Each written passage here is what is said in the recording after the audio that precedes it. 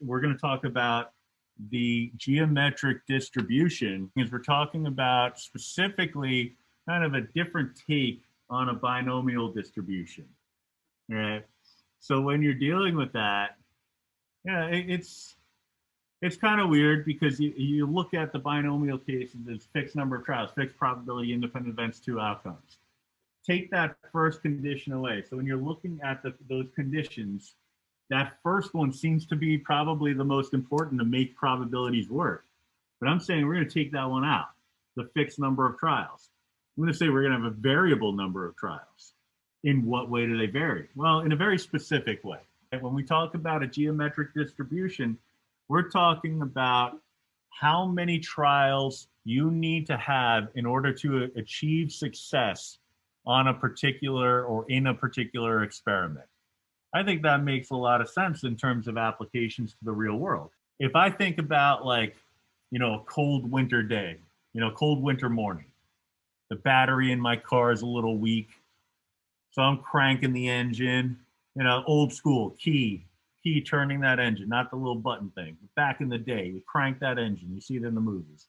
I'm cranking it. I want to know how many times I'm going to have to crank it before that bad boy turns on. In a case of a binomial situation, that would be like saying, if this were a binomial context, I would be saying something like, oh, if I tried to start the engine 10 times and my probability of success was 0.75, how many times would I successfully start the car?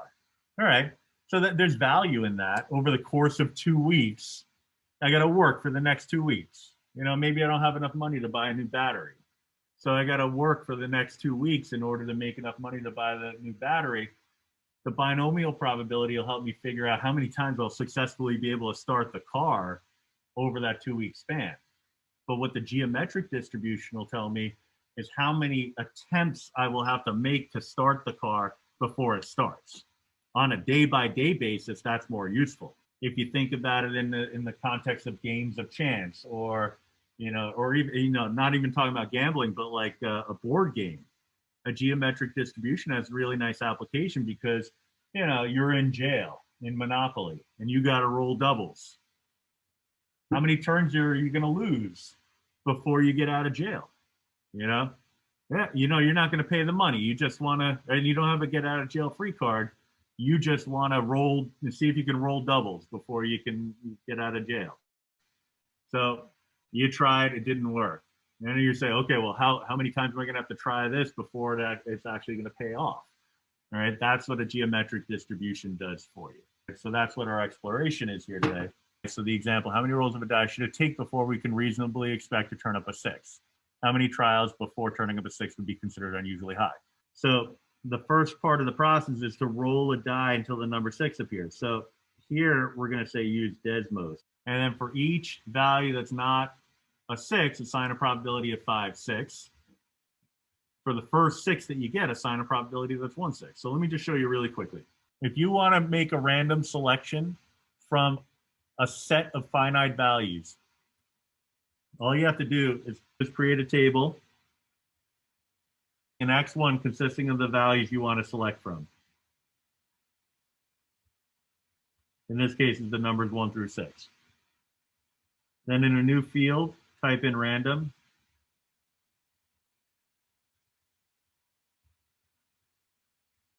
You'll know you've stumbled upon a correct function in Desmos when italics become not italic, ordinary font. So when it auto corrects itself into just ordinary, whatever that font is, maybe Times New Roman, I'm not sure. All right, open paren. I'm saying make a random selection, and I'm just going to do it one at a time. Make a random selection from the list X1. And it did. And of course, the thing that I didn't want to have happen is what happened. All right, I got the 6 on my very first attempt. Look at that. What do you know? Well, there was a 1 in 6 chance that was going to happen. So I'm just going to jot that down over here. All right. I created a dummy set of values here, where it's this is the set of outcomes that you can get in order to have consistency in the notes. But I just wanted to show you using a random generator so that you can try this on your own. All right. So if I hit enter, it locks it in, and you say, "Well, I got to type that all again." No, what you do is you just hit duplicate, and I just do that a bunch of times, and then hit done, and you can see that it creates a random list of values here. All right. So what I'll do is I'll just pretend that that first one didn't happen, and so let's say I rolled the die the first time and I got a one. All right, so I'm just making up my set of values on the side here and just kind of make a separate table. So I got a one, then I got a two. Scrolling down, I got a one again, and then I finally got a six on my fourth attempt. The probability of getting a one, yeah, it's 1 out of 6, but if my perspective here is related to the six itself, that's success. Everything else is failure. All right. This is really squarely in the territory of if you're not first, you're last. You know, that's like winners and losers. Yeah. Second place is first loser. You know, all those cliches. The same idea. Basically saying if I didn't get a six, I got a loss. I got a fail. All right. So there's a 5 and 6 chance. So this is a fail, and a fail. It doesn't matter what the fail was. It's the fact that it is a fail. All right. There's 5 and 6 ways in which you can fail. All right. Again, it doesn't matter that it was a 1, 2, or 3. It just matters that it was not a 6. All right. So each of these are not sixes. When I finally do get to the 6, that's a 1, 6. All right. So the geometric distribution is telling me that my very first instance of success happening on the fourth roll of the die would have to be after 3 failures. So 5 and 6 chance of failing on the first attempt, 5 and 6 of failing on the second attempt, 5 and 6 of failing on the third attempt, but then finally a 1 and 6, giving me the probability of passing or getting a success on my fourth attempt. So that plays out in a pretty reasonable way structurally, because if I have 2 trials, that means I failed first and then I succeeded. So I can look at this and say, all right, so 5 out of 6 for a fail, 1 out of 6 for a success. All right, those are 2 trials. All right, on the second trial was my first success. If my third trial was my first success, that means I failed twice. If my fourth trial was my first success, that means I failed 3 times. I don't want to write these 5, 6 over and over again, so I'll write it to the third power. If I succeeded for the first time on the 5th trial, that means I failed 4 times prior to that, 5 over 6 to the 4th times 1 over 6. And then to generalize, if you look at it, you can see that there is a relationship here, number of trials and the power. The power seems to be 1 less than the number of trials in every case. And that makes sense because one of the trials is the success. Everything else is the failure. So we're looking at 5 over 6 to the n minus 1 multiplied by 1 over 6. Now, if I really want to generalize it, we get this rule. 1 minus p, that's failure, raised to the n minus 1, multiplied by the probability of success. That's a nice little nifty way of kind of playing it out. A big question would be just kind of going back, how many rolls of a die should it take before we can reasonably expect to turn up a 6? Now, common sense might tell you one thing, but mathematically it might bear out in a different way. Right? So what we would need to do, because again, that key word, expect, not your opinion, there's math behind it. We're looking for the mean of this distribution. Right? So what I would want to do is make a table, and I'm going to find the mean of that distribution. Right? So my table is going to consist of x values, first trial, second trial, third, fourth, fifth. All right. Now, instead of y1, what I'll do is I'll just put this general relationship. 5 over 6 to the n minus 1. Okay, well, really, x1 minus 1.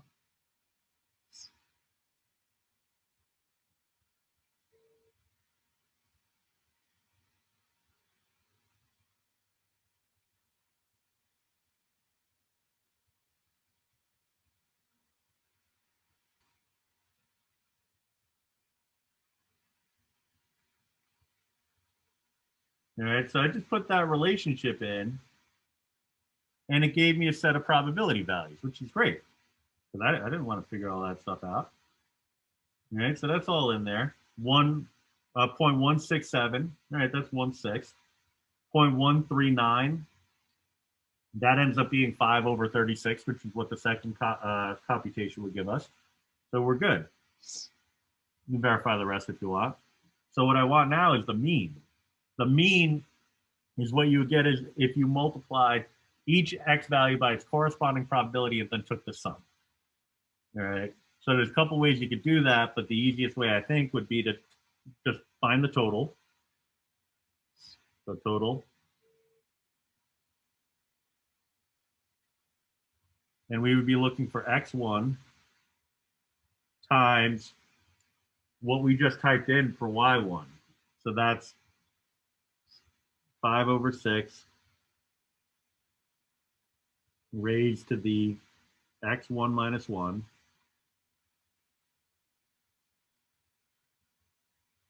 times 1/6.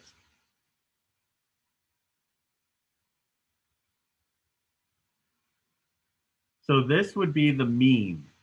Now, you can make a little note of that if you want, but that would be the mean of this distribution, which really doesn't tell me much of anything.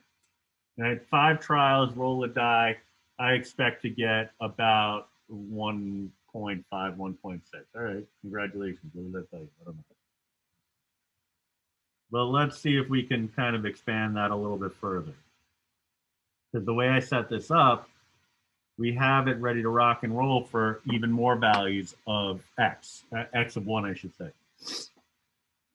So I'm going to hit enter, add a 6th value, 7th, 8th, 9th, and 10th. All right, get a little bit of a better scale going on here. You know what, I'll just do a little zoom. Not zoom, window action. Let me make this go to like 50. Our probabilities don't need to be that big. The biggest one is 1/6, right? I'll make it like 0.5. All right, so we're looking at something that's asymptotic, right? So if I look at, I went up to 10, we see that the mean, the expected value, climbed to about 3.4. So let's see what happens if we go even further. Get up to 30.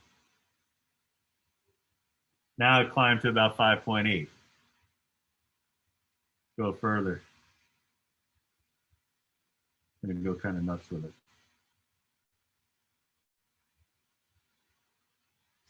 Get up to 100. Oops, well, 101. Ooh, that seems to be approaching something.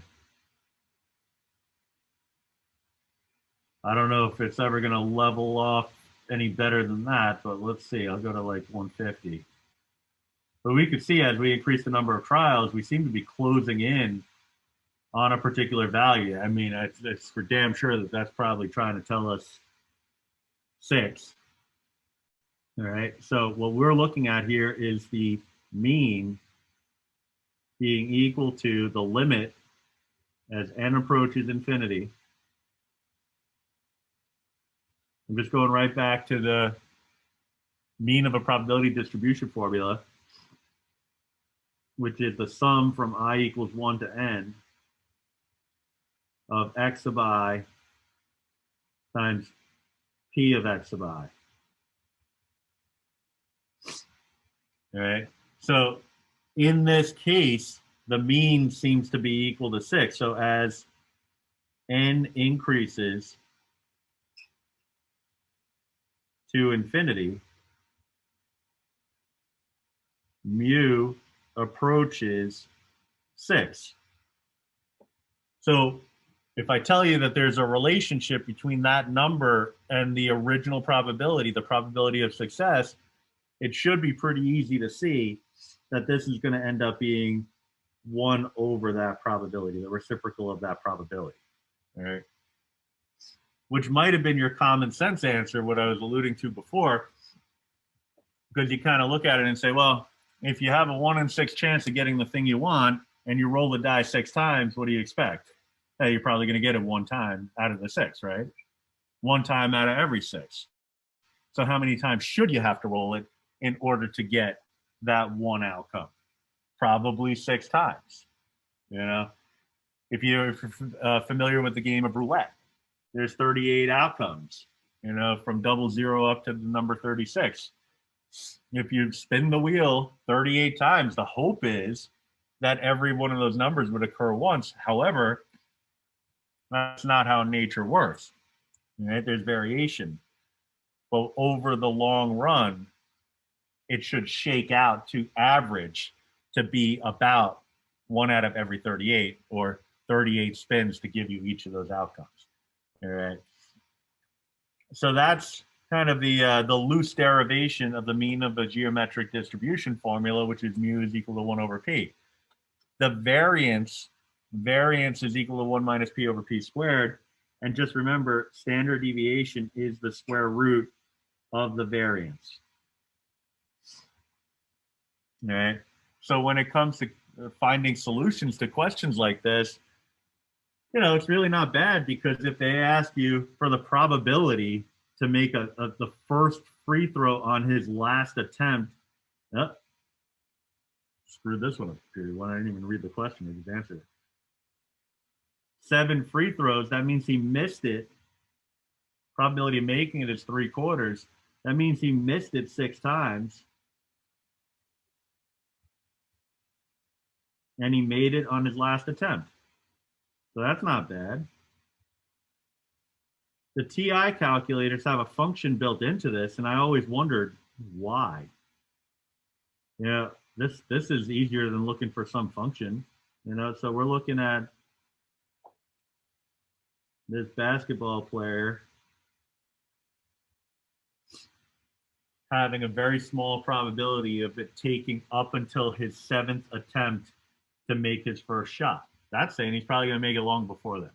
The mean of this distribution, mu is equal to 1 over 3/4, which is 4/3. The standard deviation, a little bit more complicated. S would be equal to the square root of 1 minus 3/4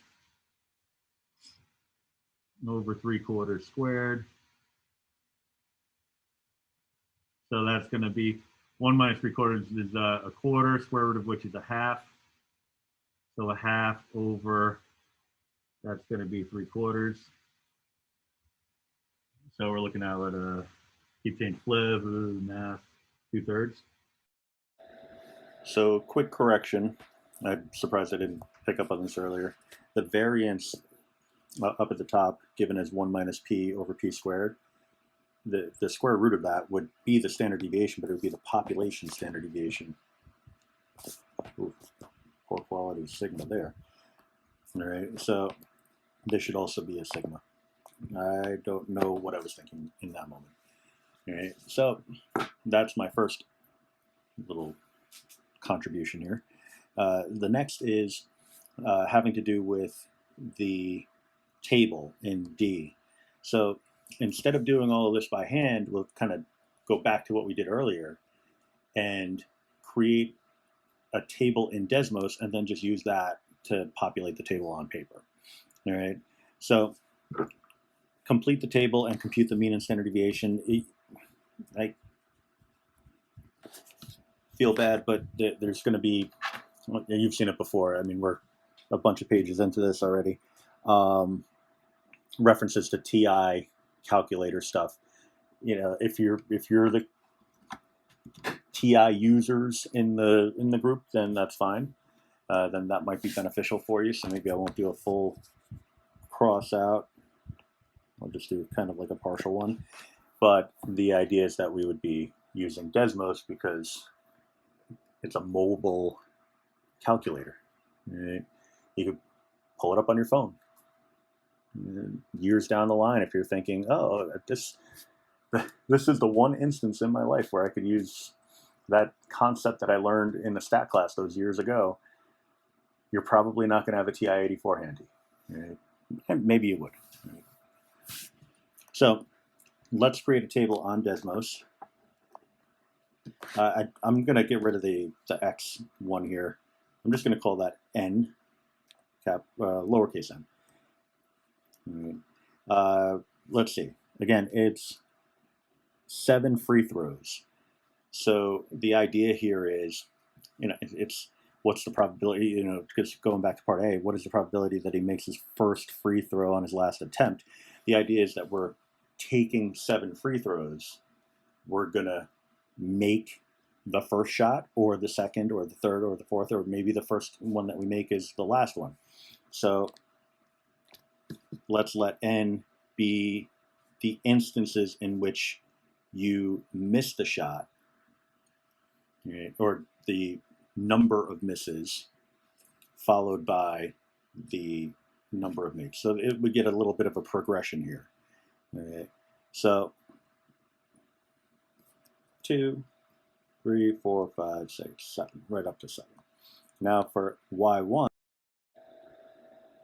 I'm going to use the geometric model, which involves 1/4, because that's the probability of missing a shot, raised to the, we wouldn't have it to the nth power. We would have it to the n minus 1 power. You have to put the exponent in parentheses, otherwise it'll just kind of release the -1 from the exponent, so we got to be careful about that. But when you put it in parentheses, everything's good. All right, and then a 3/4. All right, and what that does is I'll just expand the view, see how much I can get it. You know what? Maybe I'll just go the whole way. It gives us, for n trials, the assumption that the first attempt of the first make occurs on that trial. So if I only make 1 attempt, what's the probability that I make that shot? 0.75, 3/4. If I take 2 shots, what's the probability that my first make is on the second shot? Well, I would have had to miss the first shot, so 0.25, make the second shot 0.75, so 0.1875. All right, so we're looking pretty good here. So let me bring my good notes back into play here. All right. And again, since n represents the number of attempts that you're making, you know that if you're making the assumption that you're missing all but 1, and you're making n attempts, then, and n represents, again, those number of attempts, n minus 1 would be all but 1. Right. So all I'd have to do at this point is put in the 0.75, 0.1875, 0.046875,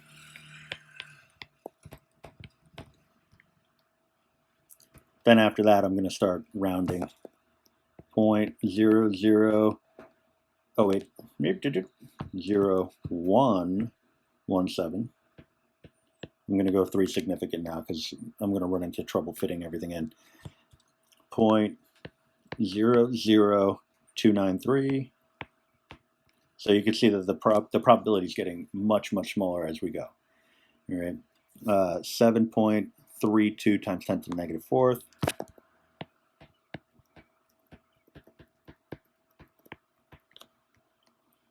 And then 1.831 times 10 to the negative 4th. So now we just want to determine the mean and standard deviation. Now we could type all this into the probability distribution calculator and compute it that way. If you go to Blackboard under Unit 2 calculators, the very first one you see is probability distribution calculator. So there's that. But there's also another one that says geometric distribution calculator. So I'm going to bring it up through my Desmos, but you would click on it and access it through Blackboard. Once you've gotten access to it through Blackboard, then what I recommend is, hopefully I've said this a bunch of times already regarding other calculators that I've created, save a copy for yourself.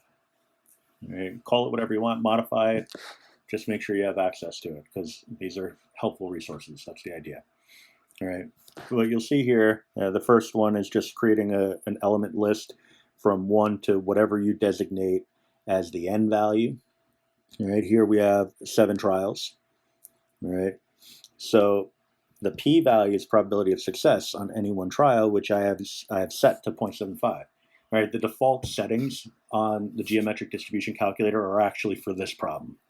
So you wouldn't have to change anything to do this problem, but obviously you change it for other problems. All right. So the G equation there, 1 minus p raised to the n minus 1 times p. All right, 1 minus p, so 1 minus 0.75 is 0.25. That's the 1/4. N minus 1, well, if n is the list of elements based off of lowercase n, so capital N is a list of elements based off lowercase n, and lowercase n is 7, we're saying that we have a list of values going from 1 to 7, then n, capital N, must represent the number of attempts, right? And then the p itself is the probability of success. You can see that the table is auto-populated. In fact, I can show you really quickly. If I dial this down, oops, if it'll let me. Got the touchscreen issue going on here. All right, so let me make that like a 3. You'll see that there's only 3 entries in the list. It modifies the list based off of the number of attempts. All right, so I'm going to put it back to 7. And if 10 is not large enough, then you would just tap on the upper bound and just make it whatever you need to. Or you just type in a new value in there if you want. All right, but we have all the entries here. They should look familiar. But then new to the party here is the population mean, which is the total of, normally it'd be x times p of x. The x values are in n. The p of x values are in g. So mu is automatically going to be computed for you. Oops. So approximately 1.333. Well, 4/3 is 1 1/3. So we're good there. All right. So sigma about 0.664. So compared to B and C, they're very close.